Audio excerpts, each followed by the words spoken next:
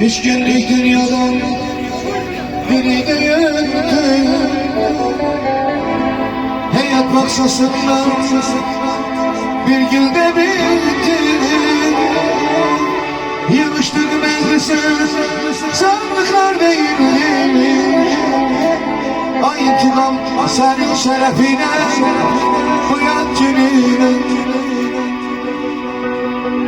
Hiç günlük dünyadan biri değildi.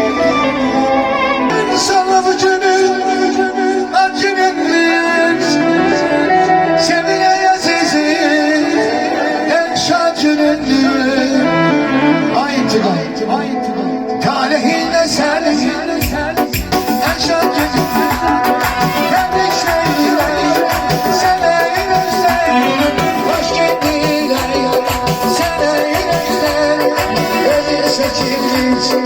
Vallahi melekten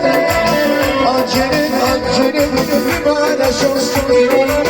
Her şeyle sana yürekten hoş geldin. Sana yürekten ödün seçilmiş. Vallahi melekten ay intikam acının mübarek olsun. Mübarek olsun, mübarek olsun.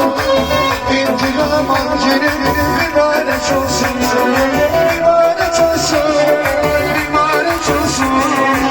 Şacının acının mübarek olsun.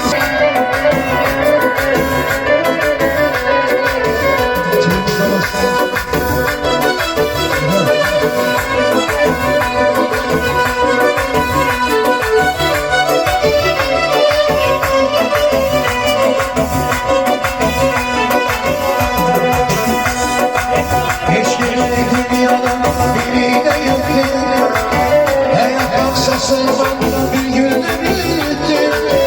Yavaş vermezsen sağlıklar gelir. Senin şerefine sonsuz elim. Hiç günlük dünyadan yavaş vermezsen sağlıklar gelir. Senin şerefine sonsuz elim. Dostlar durmadan seni bildim. Sen sallamcı acını.